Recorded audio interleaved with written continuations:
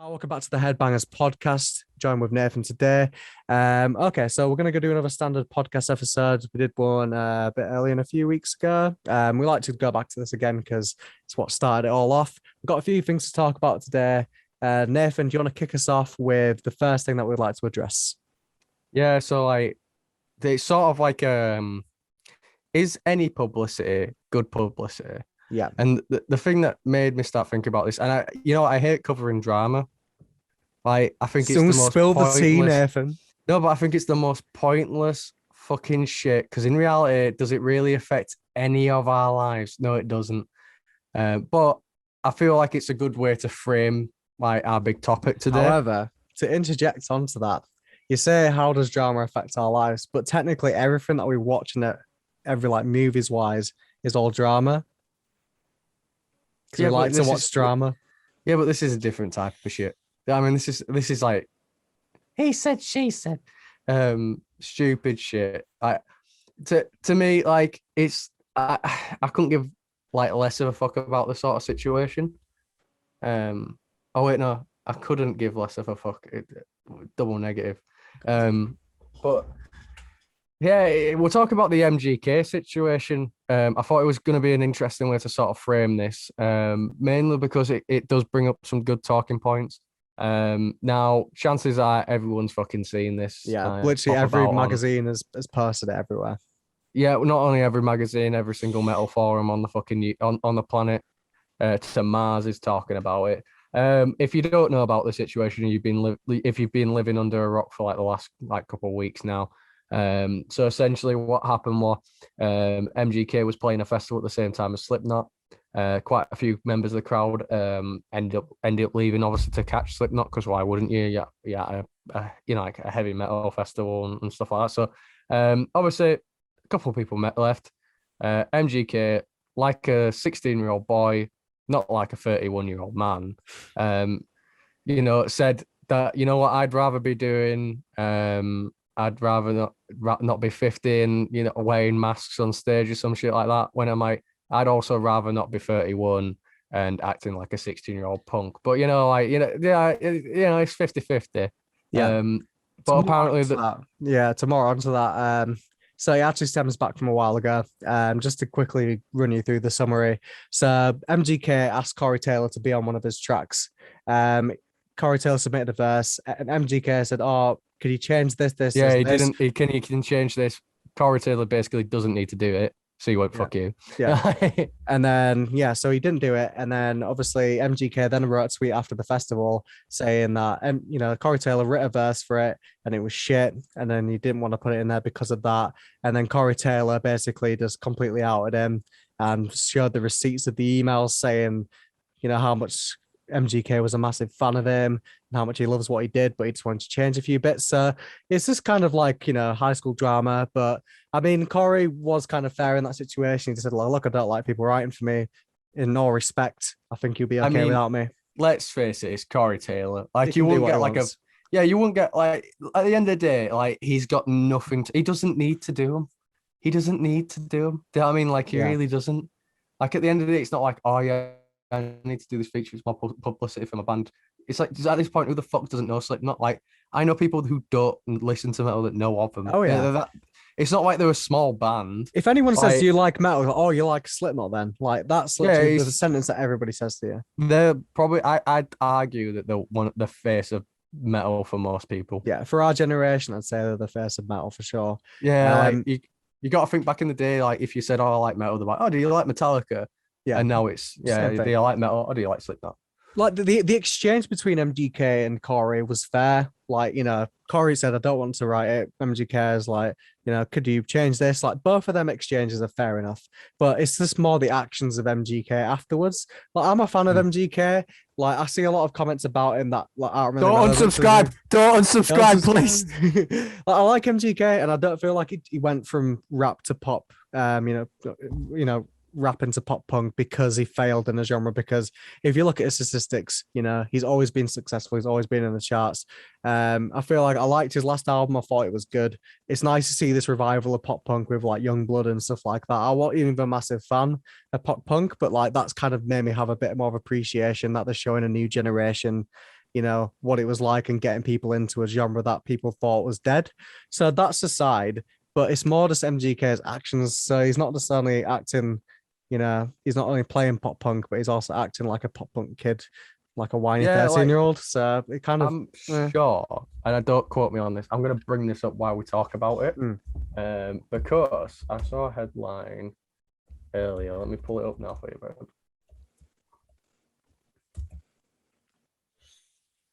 Yeah, this got, all right, so this is being published. I mean, like even main newspapers. So apparently he punched a fan like a day ago. I saw that. Yeah, because the fan ran on stage, right? Oh, and then they run towards him. Yeah, but it was at the same festival he was getting booed off stage at. Yeah. You know what? I don't like talking about it. I couldn't really give a shit, but in my own opinion, I think MGK was completely out in the wrong, really.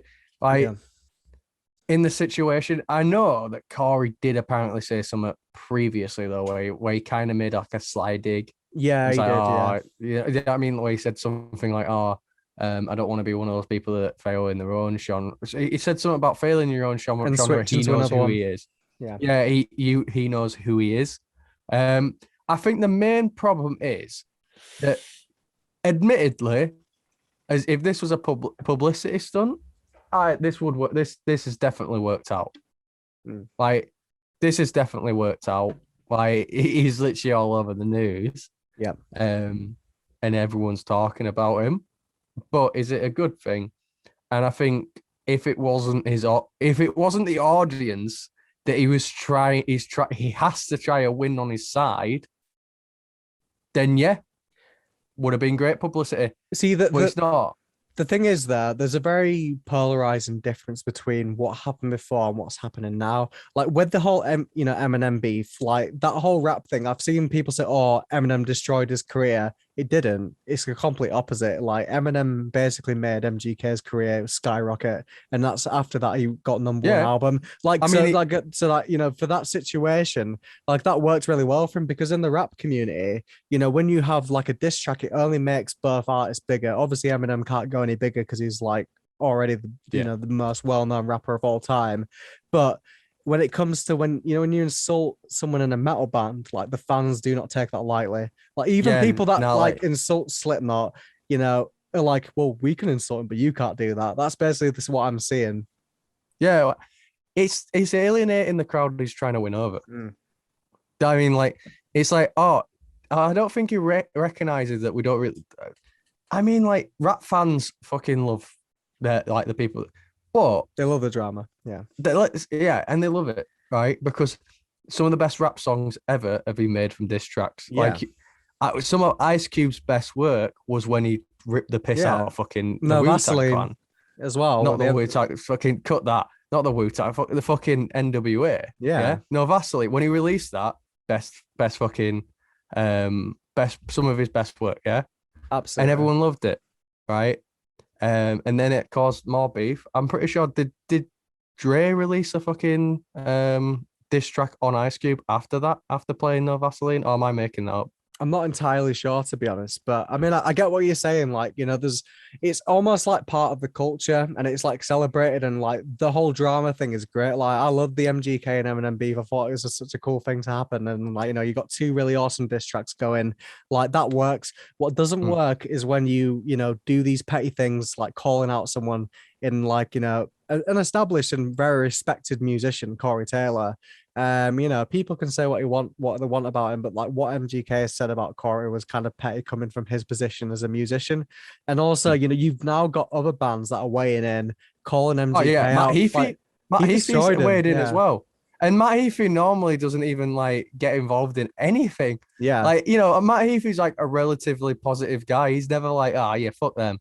But he literally, like, in an interview went, yeah, fuck him. Yeah, and he was like, say, you know, well, what's more cringe is being a 31-year-old man trying to cosplay as a pop punk character, Yeah. like something like that. So I will post it on here. But yeah, it just shows, and I think it might affect his position when he's playing a lot of rock festivals now, because he's not playing as much of the rap ones anymore. He's playing the rock festivals because that's what his music is now appealing to. And you know, a lot of promoters and a lot of bands, like they would want to associate it with him because a lot of people are friends with Corey Taylor. You know, Yeah. think about every magazine is fucking up Corey's ass 24/7. So Oh imagine, no, I bet you any money Loudwire didn't like that. now they're like, I can't believe, what have they done? Like, quick, okay, right, James, get that fucking thing up right now. Get us a fucking published right What's now. Corey Taylor got to say about this, boys? I know. It's the one time everyone wants to know what Corey Taylor thinks about this. Yeah, and he's keeping quiet about it. Yeah. But no, like it's a dumb fucking move. And I was joking it today, because I was talking about this like at work.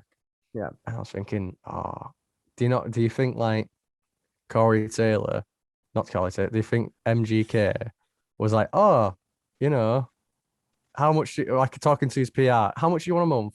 Oh, a couple thousand. I'm gonna make you work for that though.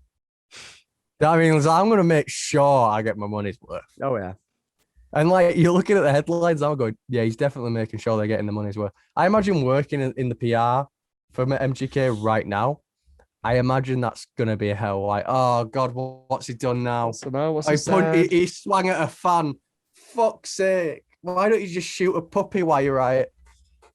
The thing is, like, I don't know where this is going to go for his career. Like, he's still doing very well. I know that the Eminem thing, like, boosts his career, but the next time his album comes around, like, I don't know what people are going to think about him, because if you push yourself away from so many people, eventually there's nobody that's going to want to pick up the pieces. Yeah. Also, side note, you know, like one of the screenshots that Corey Taylor posted. Yeah. Where he's like, yo, I've been really thinking about the situation and we need to make a track for the troops so it spares. I'm like, did Ivan Moody fucking take his phone and text that or something? Put your Monster Energy down, man. Yeah, so like kind of a cringy thing. I mean, like, yeah, obviously support your troops and shit, but like it was kind of like, does it seem like it doesn't seem like he fucking even follows the news? Yeah.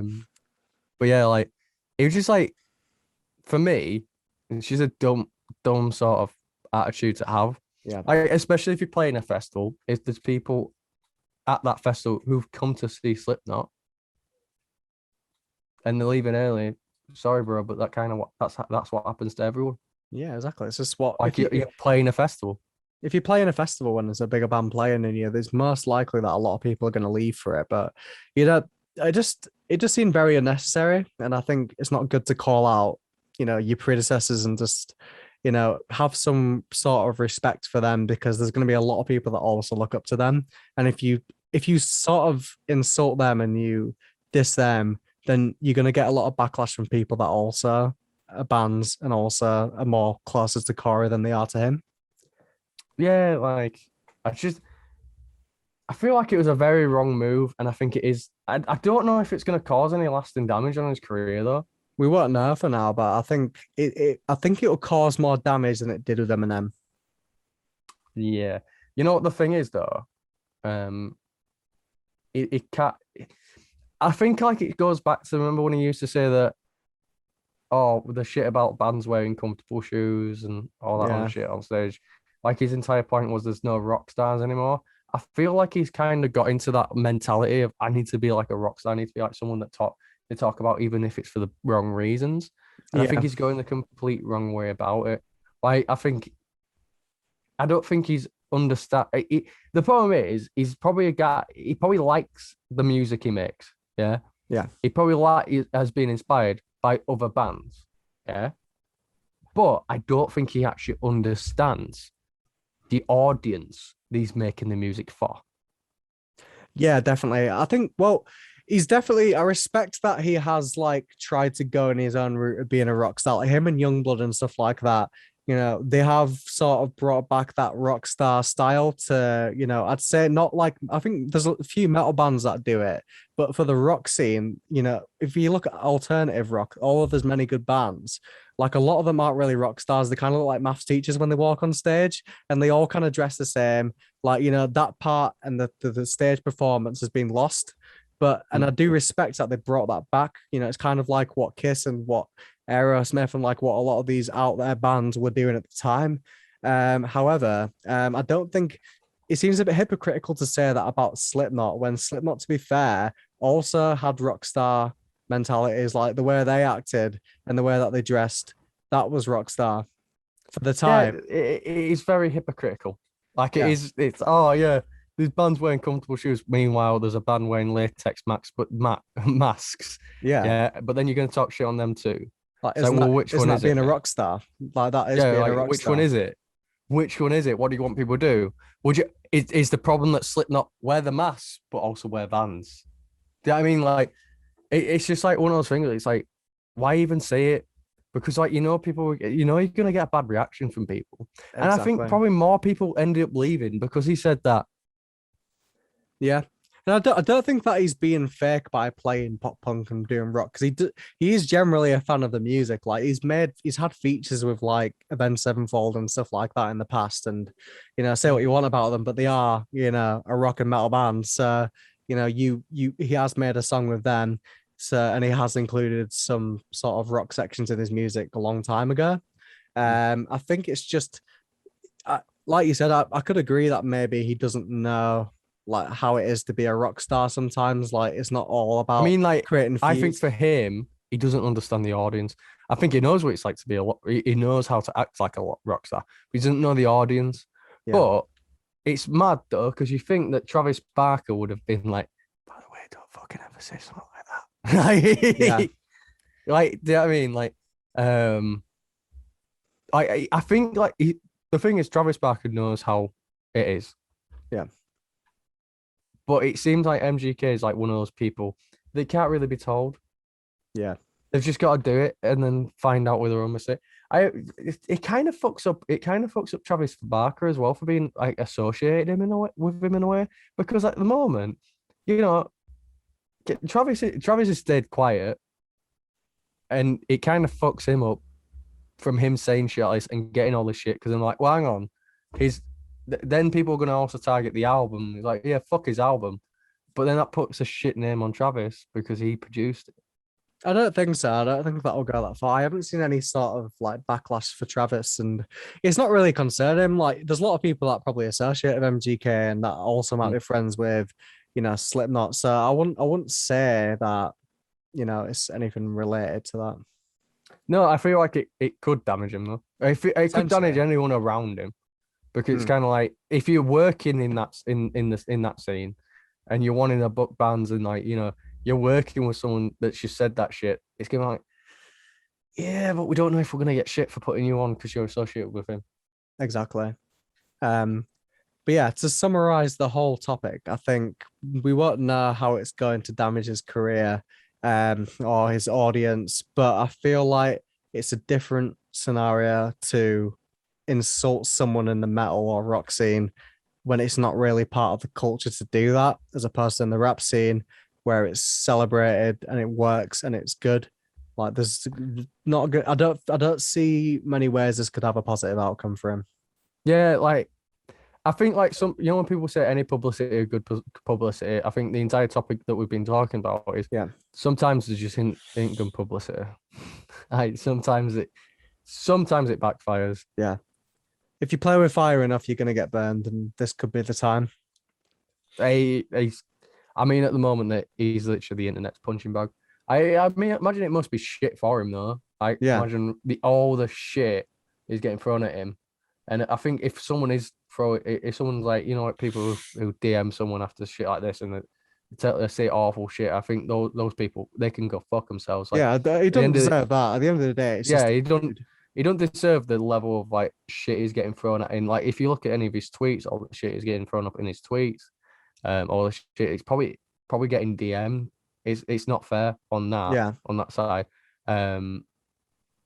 but at the same time, it's just bad publicity all Bad around. Like, publicity. Yeah. yeah, Yeah. Don't be one of those people going into someone's yeah, DMs and saying that. don't be one of those fucking Because people. at the end of the I day, like you might like Slipknot and you might hate MGK's music, but you've got to separate the music from the person. And even though they both, MGK had said some things that I thought were questionable, like it doesn't really deserve him to get like, I don't know, probably getting death threats or something like that from people that are just rabid yeah, no, Slipknot no, but fans. the thing is, people are probably doing that, and it's disgusting behavior. Because you got to Yeah, remember, they're still fucking people exactly. at the And end of the the day. drama has nothing to do with you. So Yeah, it has nothing to do with you, and you don't get any benefit from your life from spreading hate to someone. exactly. A good way Um, to finish off that section, I think. yeah, I Good don't. advice for life. Yeah, well, I'm a bit of a hypocrite because I kind of weighed in a little bit, but I genuinely have no animosity against the dude. I think what he said was stupid, but Yeah, I don't think he deserves all the shit he's getting in a way. exactly. But in terms of publicity, we've also got the way of bands, how they present themselves. So me and Nathan, we always check band social media. We obviously got a podcast, so we have to social media stuff ourselves. But we wanted to kind of look into bands and like in this day and age, like it's very important for how a band should run the social media because it's the ultimate power tool to, gain more fans, to get people to notice what you're doing, and also just to engage with your fans and show a bit of appreciation. So Nathan, what are your initial thoughts on like bands and social media? I think it depends though. I think it's a very important tool, but I've seen people also kind of blow up without it. Like you got to Yeah, think a lot of the older bands that we have now blew yeah, up in a time where there wasn't. But I think now it's probably the most important, one of the most important things other than your music. I think it's one of those things you could have like the best song in the world, but if you don't know how to promote it and you don't have a platform to promote it and you're not well at executing it, yeah, then it's just gonna go shit. It's not gonna get any streams. It might do, but it's not like how it used to be. If you've got to be on top of your game on all platforms, that includes exactly. fucking Instagram, Facebook, fucking even TikTok. Let's face it, at the moment, if you're in a band, get a fucking TikTok account, mate, and Yeah, try to like push it on TikTok. Because I mean, at the moment, TikTok. When was the last time you turned on the radio and there wasn't a TikTok song playing? yeah. Like It's pretty much controlling the music industry at the moment. exactly. Like say what you want about TikTok, but at the end of the day, you can't deny it. It's stage in social media right now. It's very powerful and a very good platform. I mean, I think as well the difference between back then, the bands that we love that might be a bit older, when they first came out, there wasn't really social media, so there was other ways that you could promote things, and people would have to use those windows and ways to get about it doing that. However, now there's so many bands out there, and there is platforms that make it easy for anyone to make music and anyone to put it up there. So you really have to stand out on social media more than anybody else, just like a job Oh yeah, application, or being a filmmaker or something like that. Anyone can pick up a camera, anyone can apply for jobs on the internet. So, you need to make sure that your product is going to be noticed by anyone, basically. exactly. And we're obviously going through some of these bands' Instagram pages. This isn't like a dig at them or anything like that. I'm saying, Yeah. they're not doing well. It's just like kind of like comparing the two. Yeah. So the idea is just taking an older band, and a newer band, and comparing the two. Yeah. And Want to kick us off, Nate? nothing. Yeah. So my old band is Obituary. I love Obituary. Love the I love it music. as well. But let's take a look at their socials. So Yeah, I'm gonna have a look now. let me open it up on my MacBook. But yeah, so like Obituary is like social media. It's kind of like a lot of like a lot of photos of just them either practicing or Yeah. like announcing something or a merch drop or but there's nothing that's like really standoutish. Yeah. I'll say one good thing about it is that they at least post a lot, and obviously Yeah, they do. consistency is very key. They make sure when they're playing. They've got videos. There's time scales. Like so when the merch is dropping, like all these are very important. I do think that you need to make sure that at every point people know what you're doing. Also, yeah, one good thing as well is that it's not too serious. It's not like ultra. I mean, there's like, you know, like videos of them joking about, Yeah. smiling, you know, like just having a beer, having, you know, just genuine jokes. And I think that's also in a way that's good because it's your, at the end of the day, personality also sells. So Yeah, the more definitely. personality you show of yourself, the better. And you know, you can get from following them and like looking at their like band page and stuff like that, and sort of seeing them in interviews, you can gauge that these guys are just jokey, fun-loving guys. Yeah. They're not really, they don't really take themselves too seriously. They don't really, they don't they don't seem like they'd be like up their own ass. They seem like just genuine guys you can probably have a beer with. Yeah. But that also being said, there's nothing like that's like, oh my, you know, like this is incredible. Like, oh my, you know, like this is a model that you need to follow. You know, it's just you kind of standard. Here's some of our merch. Here's a video of us. Here's Yeah, it's not that they're doing anything wrong. I think for the most part, it's kind of like it doesn't stand out, and I could tell like this is a band page from a mile off. Like you get all the same stuff. Like every band does the person of playing. Every band does when your gigs are playing, and that's fair enough. Like every band should do that, but I feel like it needs a bit more, like some more fan engagement. Like for example, what Trivium are doing right now. They do streams, they do stuff where people can speak to them, on social media. Also I mean, to be with fair, memes as there well. in the bio, it does say there's a stream on the 25th. I will hold my tongue then. But you know, there's nothing that stands out. But again, do they really need to? No, No, they but really you don't. got to remember, you might be in a band, but you ain't an obituary. Like Yeah, this band, among some of the death metal giants of the 90s, like Morbid Angel and Deicide. Like if you're this band already, like you don't need to do much because people yeah, know you your name. don't, you don't. There's nothing that. I mean, let's face it. You're playing a show, people are coming. Yeah. You could literally do a show, not promote it, but people will be will know you Yeah, played people will find out. if you're this size. So overall, nothing really special, but it doesn't need to be. Yeah, and nothing really bad either. Like it's just Yeah, and a solid nothing where it's like, consistency. Yeah. yeah, nothing where you're like, oh, I won't post that. It just they do sell the personality across as well. Yeah. Do you know what I mean? So, there's nothing bad about it. Oh, it's just, your standard band stuff, but it doesn't have to be anything special because Obituary fucking massive. Yeah. And what's your newer band then? So my newer band is also one of my favorites, Malevolence. If you were at Bloodstock, you probably saw them.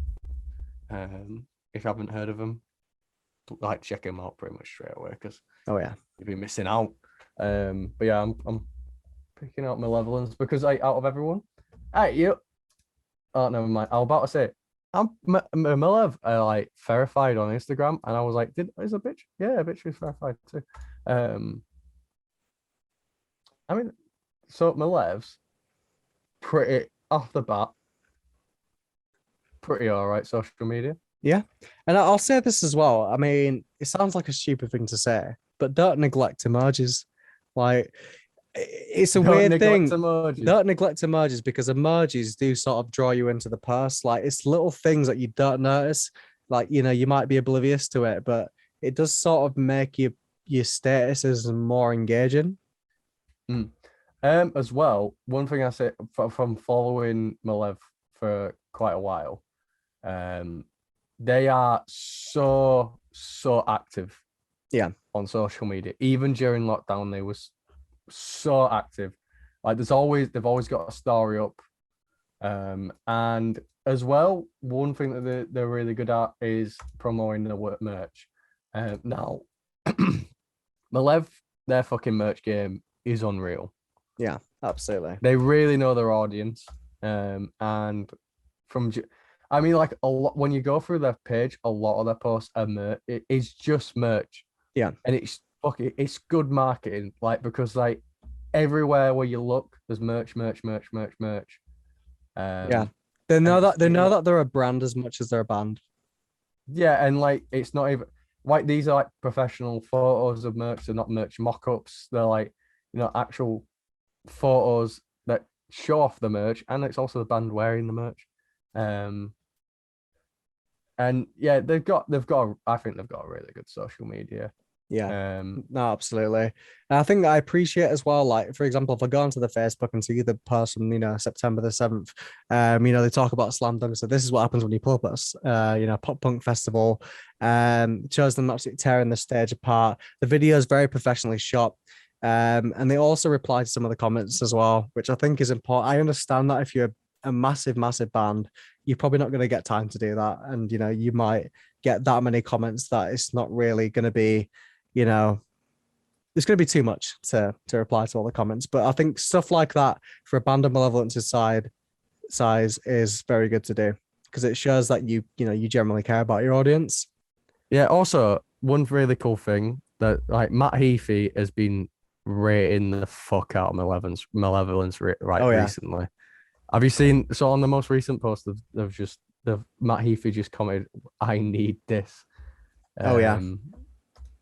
But yeah, no, they've got an incredible social media, and they utilize every single feature within. Like, we're looking at Instagram, so like they use Instagram Reels, which that's a feature they've recently pushed out, which is going to be like it's their version of TikTok. Yeah, and it is fucking smart doing this, because Instagram, because they've released this feature, is pushing this feature as much as possible.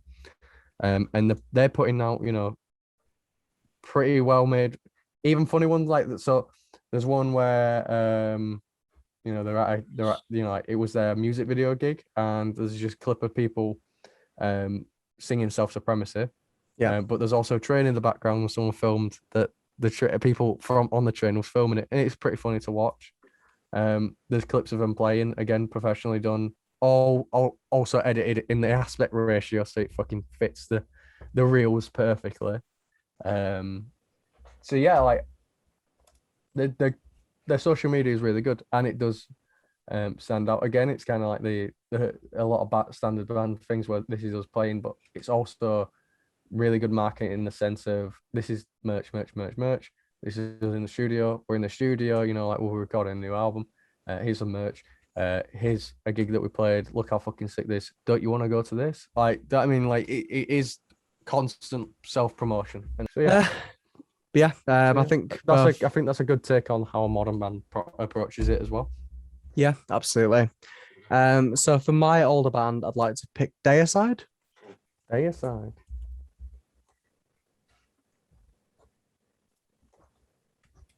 Let's find the social media. There we go.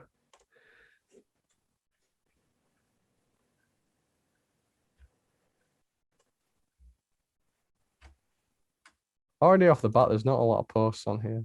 No, that is a thing. And like even the cover photo is quite bad. Like the shot does not look nice. Again, this is no insult to Deicide as a band. It's just more from what I can see. They make a post that they're on tour now. They've updated the profile picture. It's kind of like how someone that's not active on social media would act. They change the profile picture, they'll change the cover photo, but overall, there's not like many posts, engaging with the fans or posting what they're doing. It's more just, it's like they are acting like a business, but not all in the right ways. There needs to be more posts. You don't really see much about them as people. It's all very much the music side and like the gig wise. So I think it definitely could use a bit more. Yeah, I mean, looking at their Instagram account, it's just kind of like couple posts, them playing. Last time I posted like a week ago. Not really too active. Unless they're really doing anything. I mean, like a couple merch drops like 49 weeks ago, but then there's not really posted after about merch except for like one like maybe 4th of June. It's like kind of just it's just not active. Yeah, it's the kind of thing that unless they were playing in the UK, which I know that they are, and I'm going to go to it. But if I go past stuff, I'd probably just go right by it. I wouldn't really stick around. The one thing that stuck out to me is just that they made a coffee called Grumpy Glenn's Breakfast Blend, which I do kind of think is pretty I like cool. that. Yeah, no, I like that. I'm looking at that as well. Yeah, I like that. I gotta say, there's a lot of bands are making coffees. Yeah, I noticed that. Um, a lot actually. I think it's just like a trend that's popping up. Like, Yeah. I think as like merch distribution gets a little bit better, you can get, and the bigger your band gets, you can get like loads of products. So why not use it? Yeah, I Uh, respect that about them. I think they are doing that very well. Just expanding on your merch because it's not all just about t-shirts. You can make sure that you can distribute that across multiple different things like mugs and coffee and beer, and I think it's important to do. I know, it's also, someone once told me that's actually a genius idea. Go on. I never really thought about this. It's like print as band merch, lighters that are also bottle openers. I was like, why would you do that? Because then if you ever go on nights out, you can give quite a few to your mates, and they can hand it over to people in the smoking area, because there's always someone who needs a fucking lighter. Yeah, exactly. I was like, that's actually genius. He went, and then when they need a bottle opener, do the exact same fucking thing. Yeah, no, I think that's a perfect idea, to be honest. Something that you notice. But yeah, I think to end the bit about deicide, I think there's a lot of posts I've seen that are kind of the same thing over and over again, like showing off the same tool, which is important. But there's not really much variety. The graphic design on some of it is quite bad. I don't know if that's a fault for the band or if it's the fault to who they're hiring, but it seems very unprofessional and it kind of annoys me. But Yeah, that's just me. I've noticed that. No, I've noticed that though, about like some like bands, with some fucking like posters, like for shows, and that go. This is across the board. It's not fucking universal today aside, right? I've seen some horrendous gig fucking posters Yep. online, and I'm there like, why? Why did you do that? Yeah, like I'm looking at the one for like Deicide Cataclysm, the US tour there, and it's got some flames in the background. It's like the red on the orange is not a good combination. It doesn't blend in very well. Like it's not enough contrast. Just No, fucking but all the red on all the logos blend in too well with each other, and like on some logos, it really doesn't fit the logo. yeah, And it kind of just looks very like I made this on paint. yeah, Sort of thing. Again, that's nothing against their sign. I mean, I imagine the guy that whoever made this. I mean, he's probably getting paid way more money than us. yeah, And he's probably booked by quite a few people. I just don't like how this poster looks. yeah. So yeah, Deicides, it's not really anything that strikes me. Love the band, not a big fan of the social media, but I want to end this with my personal favorite band on social media right now that I think are doing all the right things, and I can name another two as well that I've noticed have started following what they're doing and realizing how much it works. But it's Vulvodynia. So I imagine you've probably seen what they're doing if you're a fan of the band or even just interested in deathcore and slam. But they're very, very active on social media. They've also got a character called Bob the Butcher, which we talked about when we interviewed them, which is pretty much like a fucking icon on the internet now. So they'll do things like no, there's like 4 pages set up about Bob the Butcher. yeah, full on pages. And they'll put him in different album covers. So that way they're engaging with other bands. The other bands are engaging with them back. And also the fans of both bands are then engaging in the comments of both of them. They even post some random stuff, like there'll be like viral videos. They'll comment on it and get like fucking tons of likes. We kind of knew this because when Vulvodynia commented on our post, they got like 200 likes. Like that's like the standard for Vulvodynia. They most likely get more on a lot of things, but it's just very, very well done. What are your thoughts on this, Neff? Yeah, I mean, like how the level which they're active to is really fucking good. I mean, like I get like what you're going about when they commented on our post. I mean that gave like a fucking. I think it got reached like 3,000 people just on based on that comment. Yeah, And which shows that how fucking the level of the level of how active they are, as well as how liked they are. Yeah, I mean, like as well, it's some of the stuff they post is pretty fucking funny. yeah, Like, I mean, like there's that on their Instagram page right now. There's that fucking poorly drawn photo of the album art. oh yeah, I love I don't that. know if you can see. Where it's like someone's done it on like paint. Um, Yeah, I've just seen that. and I think that's really funny. I mean, it stands out immediately as well when you open up the Instagram. Like you're kind of Yeah, immediately drawn to that. comedy's like so important, I think, and comedy always sells no matter what. People see that you don't take yourselves too seriously, which I think in the metal community can be a bit of a fault sometimes. But when you see a band do it, it just stands out. They post memes, they stay relevant by, like, when the whole Resident Evil thing came out, and there's that page made for Lady Dimitri from fucking Resident Evil. Like, they've made like some sort of romance between them and Bob the Butcher. Like, it's just fucking stupid shit, but it's fucking hilarious. Yeah, And they as well. What bands do you know that literally has done a custom Nintendo Switch giveaway? yeah, literally. I'm looking at it right now. Like, it's literally the album art on a Nintendo Switch. It's so cool. Absolutely. And they use so many emojis to the point where it's ridiculous, but it works. Like, when I see Vulvadinia's post, I'm automatically drawn to it because I'm like, what the fuck is going on in this post? But everything's right. They're doing enough posts about the merch, they're doing enough posts about the shows. And if they're not doing that, there's Bob the Butcher everywhere on the fucking internet. Going to different bands' posts. I've noticed that Aborted and fucking who else has started to do it? Aborted definitely started doing it. Yeah, Aborted started doing it with their mascot. I've noticed, but Aborted started doing it. Yeah, I've seen Aborted doing this a similar thing. There was like a post recently. Because I remember like another band's been doing it, with like the Bob the Butcher thing, and someone put like the super team, and it was like Bob the Butcher, Aborted mascot, and then like the third one, all like together. Yeah, but that's Iron important. Maiden joined in on it. Iron Maiden joined in on it Oh yeah, because they did it with Eddie. yeah, absolutely. They like kind of alluded to it. I think it's important because it's nice to see bands that are connecting with each other, and like, Slaughter to Prevail will also be commenting on, like, their post involved and be commenting on theirs. And I think it's just nice to see, especially like, during the end of lockdown, nobody's been to be able to see each other, and here's bands like just connecting and having a laugh with each other.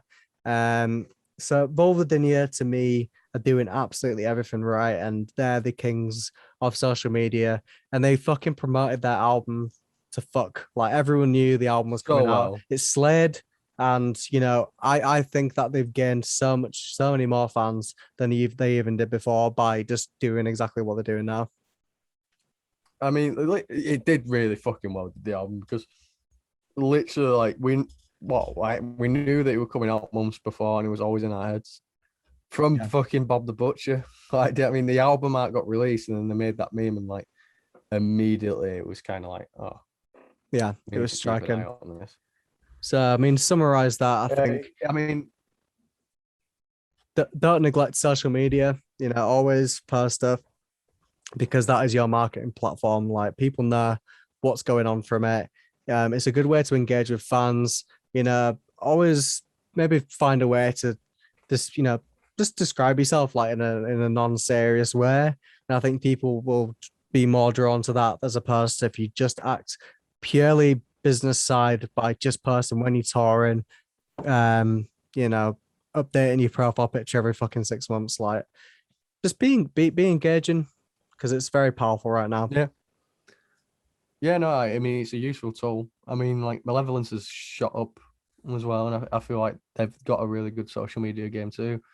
Vulvadinia have a really good social media game. Yeah. And I think Obituary, like, even though it is as Obituary, even though they're an older band, if you compare them and Deicide, I feel like Obituary is very active, starting to pick up on a lot of things that the younger bands might be doing, and how it's working for them, by doing a stream. So I think, if you're on social media as a band, pick it up, post more, and I think you'll see a lot of nice results from it. Yeah, I think the younger bands definitely utilize it better.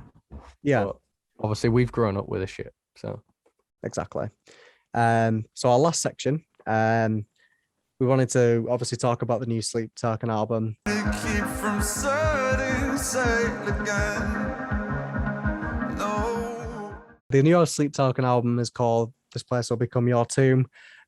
Sleep Token, right off the bat, you know me and Nathan are fans about them. We talked about them a lot. The first album, Sundowning, it hit really well. You know, a lot of people picked up on it. They were sort of had this new sound that people haven't heard before, and they're really changing the game. This album had a lot to live up to, a big boots to fill. What were your thoughts like before going into this, Nath? Are you like a bit apprehensive about it? Were you like excited, or what was going on? I was definitely excited. Yeah. I was apprehensive. Fuck off. No, I was because well excited. apprehensive is in like that you don't want this to be a letdown because the first album was so good. Yeah, no, I didn't want it to be. Yeah, I didn't want it to be a letdown. Yeah. But I was very excited at the same time. I tried keeping my hopes healthy though, because like I feel like a lot of people when an album gets announced, they kind of go, "It's going to be like the best thing since sliced bread," and then when it's not, they're like, "Oh, disappointing." I'm like, "What the fuck?" Did you Yeah. expect?" It's never good But to go yeah, into like, that. yeah, so like, but this one I really enjoyed it. So like jumping into it, the first track, Atlantic, I feel like was like the perfect way to start the album. Yeah. The pianos at the beginning really lend well with the vocalist vocals.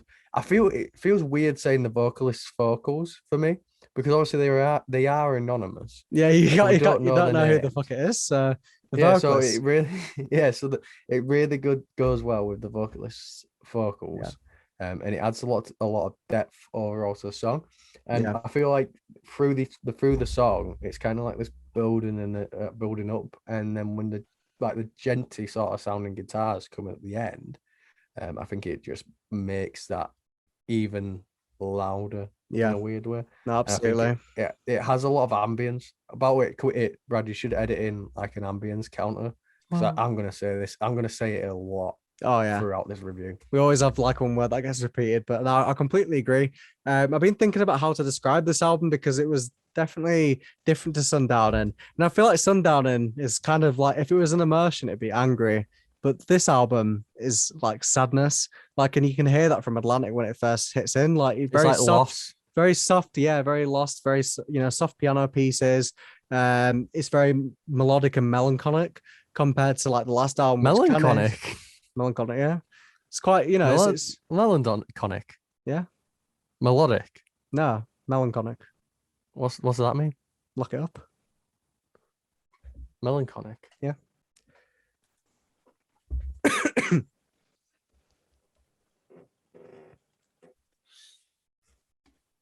Put a melonk in it.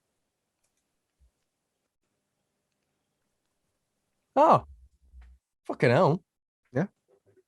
Definitely That's describes a word it. I didn't know existed. And it Well, does. But yeah, it's definitely like you said, very ambient. It's dark and it feels different to the first one. Like it doesn't hit you in the face as much as a whole piece. You know, there's not as many heavy elements, and I think they've tried to go darker in the sense of, different electronic sounds, piano pieces. One thing that's consistent, obviously, is the vocals. Like you said, it's very. I think it just got. I think it gets better and better. It carries a lot of the songs. One that was very striking to me that it took me a while to really appreciate. Was the one that they made a tribute to. So that was to Imogen Heap, I think, was the one that is in tribute to. It was like basically mostly spoken words with an electronic voice on it. So the song is called Fall for Me. And that came out. So they had like, The Love That You Want and they had Alkaline, both very, heavy hitting songs. Probably the most standard Sleep Talking songs you probably get on the album that kind of resembled Sundown. And then they released that one, which is just completely different. There's not really much instruments in it. It's kind of mostly Fucking hell, buddy. Okay. Yeah, I'm good. It's fine. It's not even the verb, but it's smoke for it. God. Oh, you have been back from holiday. Have you taken a corona test since you got back? Yeah. Are you sure you don't want to do another? It's a proper one that you have to send off. So, Bro, your fucking eyes are watering. Yes. Back onto it. This is like a very, very different song. I think compared to even just the rest of the album, like it's the most different thing Sleep Token has done. I get that it's a tribute, but it took me a while to really appreciate this one.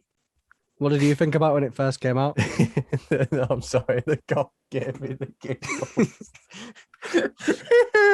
It's not. It's how you fucking look. What you mean?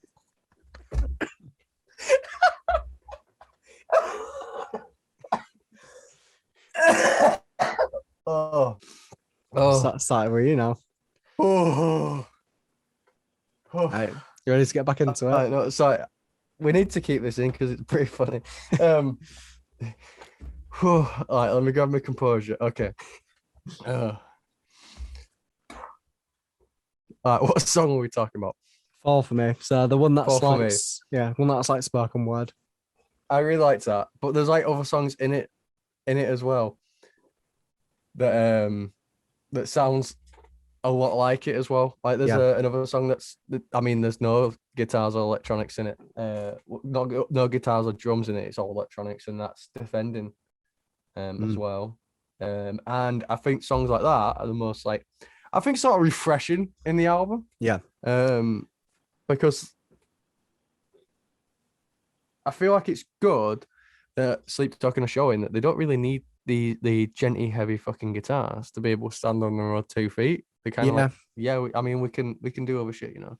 Like, it's quite interesting. Like, I don't know if it's kind of like they went into it like trying to build an audience, you know, with the alternative crowd, and then now they're going, okay, well, this is what else we can do. So you can stick around if you want to, but we are still fucking good. And this is a different change for Sleep Talk, and it doesn't sound like Sundowning.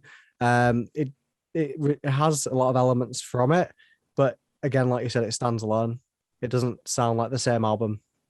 Yeah, I mean, like, I think for me, the standout was Alkaline. And I know that was like the first track they released.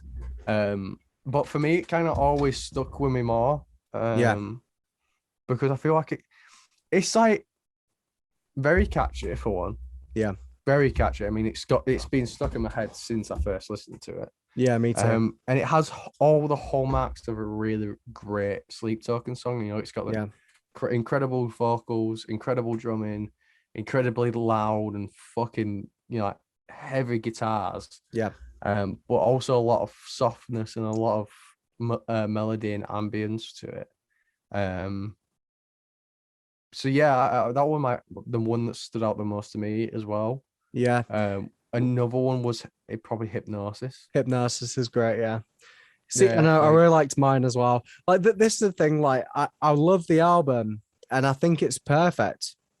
So my only criticism is only for my personal taste, because I like Sundown and because I think it mixed in the sort of dark pop music and the hardcore elements and the metal elements. Like it had a nice balance of everything that I like, and I felt like every song stood out because of that. And you know, I still can recall most of the songs of Sundown and tell you about each one and why I like them. But this one, they all sort of flowed into one. It was hard for me to decipher, except from a few standout tracks, you know, which one's which. Like every song I love. And it's a very weird thing because I like every song, but it's the fact that it's hard for me to pick out standalone songs that I can remember already. Maybe I need to spend more time with the album. I did listen to Sundown in like probably about a fucking million times, and that's why it's easy for me to pick them apart. But this one even might take a bit longer, or maybe it's better as a full album piece as opposed to single tracks. I know, yeah. So Hypnosis stood out to me as well. Yeah, as well as Alkaline, because Hypnosis, cool little thing I noticed. So have you noticed, right, that in Atlantic, yeah, it starts off slow and then gradually builds into the gentle guitars. But in Hypnosis, it starts off with the gentle guitars and then goes in slow. Yeah, no, that is an interesting way of doing a song. But have you also noticed that the electronic elements and I think they're plucking a guitar, but I think it could very well also be electronic. Also, kind of mirror the notes in the pianos. Yeah. This is from the what's previous track. it's very interesting because it's almost like that song is saying, take everything that you think that will do and we'll flip it on its head. Because people, Yeah. for the most part, the formula of Sleep Token is that they start you off with the most somber elements, soft electronics, light vocals, and then it builds into the big heaviness of the song. Well, this one, like you said, it flips it around. So you get like a reverse feel for what Sleep Token is usually like. Yeah, as well, for me, I think one criticism I've got is that we've heard the vocalist's screams in other tracks, and we heard it a couple of times in this album, and I would love to hear more of it, because even though he's got an amazing voice, he's also got a really good scream, and I feel like he doesn't use it as much. Yeah. And I feel like sometimes I feel he uses it sparingly, because I feel like he's like, I am a fucking good singer. Yeah. I know that I can carry the song and just singing, but I think sometimes when he busts it out, it's like, whoa, he added another layer. Yeah. And I wish I would see that in more tracks. No, for sure. I think my, conclusion of this album is that, again, I think it's perfect. I think it's another smashed it out of the park album by Sleep Token, and they continue to amaze me. And I didn't want to use this as a term like why I can't rate it a 10, but it honestly is the fact that I wish it was heavier. And it's the only way I can describe it, because it's true. Like I said, I would have liked more screen. I would have liked more heavy guitar bits. They have some very interesting songwriting in there, but I think the heaviness helped to sort of decipher the songs from one to the other. And that's what makes Sundown in their fucking magnum opus, and it's going to be hard for them to top. Saying that there, I fucking love this album. I'm going to keep on listening to it over and over again, and maybe that'll change. Maybe I can, pick apart the songs and it won't feel like just one song all the way through. Yeah, I as well for me. So I can't give it a 10 for like a sort of the same reasons. Yeah, as well. I can't give it a 10 for the same reason. I feel like it could have been a lot heavier in places. I feel like I hate saying negative things. Me too. No, I feel like it could have been, because I really like Sleep Token as well, and I really do. But I feel like it could have been a lot heavier in certain sections. I think it does really. What it does is it executes it really well, and it's a incredibly well mixed album as well. Were you just holding another cough then? No, I was all right at that time. Okay. An incredibly well mixed album as well, and a well written album. Yeah, from start to finish. Every song sort of flows into each other. There's a genuinely good sense of pace. Yeah, good transitions as well. Like, my criticism is also something that I'll give a pro to on the album, is that the transitions are so seamless. Yeah, from each song. So but on the subject of pace as well, it's got a good pace. Yeah, good pace. But it hasn't got an amazing pace. I noticed there's certain songs where you're like, oh, it's gonna get heavier now. It's gonna get this is gonna be a fast track. It's like another slow song. Yeah, and I felt like that was the issue. Watch a movie, yeah. When you watch a movie and you're like, oh, this is gonna be the climax, but then they fake you out and go, actually, there's another 20 minutes of dialogue, and then it's the climax. It's kind of like. I would have changed a few songs around. Like, I think I had that issue when it got to the last 3 songs of the album. I felt like it was kind of slow. And I was like, maybe you should have put one of the heavier songs at the back end, so then it feels like better throughout. Yeah, absolutely. But overall, I did love this album. Yeah. It wasn't anything new for me. It wasn't anything new from Sleep Token, because we've seen all these elements in their music before.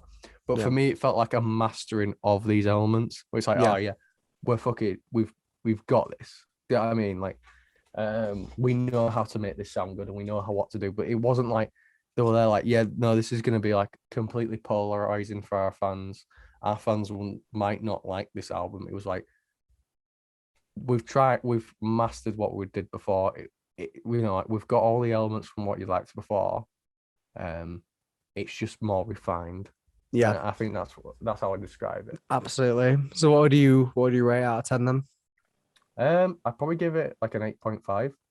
Yeah, I'd give it an 8, I think. But yeah, no, absolutely perfect album. The fact I'm giving it an 8 is nothing to do with how the band did. It's more just for what my personal taste would have liked from this album. You know, just a little sprinkling of heavier elements in there. And again, I hate to use the term, but I think that would have made it a 10 for me. Yeah, I think as well we've got to keep. Remember, this is like subjective of me and Brad Absolutely. have our own opinion. I mean, if you love the album, we're not saying it's bad. Well, fuck it, we like it. It Yeah, just wasn't like a 10, but it's in a way it shouldn't be a 10. yeah, I mean, like they're a very early band, you know, and they are really good. They're really talented, but it means there's room for improvement. Because if they hit the exactly. 10 straight away, it's going to be hard to get another 10 in a row. Yeah, Well, I feel like this is like the start of. I feel like Sundowning was the start of something great, and this is like just another peak on that greatness. yeah, absolutely. But yeah, thank you very much for watching this one. Don't forget to like and subscribe. We're enjoying, doing the podcast episodes again. We will continue to do this as well if we see something that we're interested in. Again, if you want to see something from us, let us know. We are trying to plan a few more things. So yeah, I've been Brad. I've been Nathan. Sorry, I coughed and a bit of phlegm came up. I'm not even gonna lie. They were pretty rank. It's all good. I had to get that sucker down. Can say I've been there. Yeah. Yeah, 10 minutes ago you were there. That was me. Yeah, we'll catch you next episode.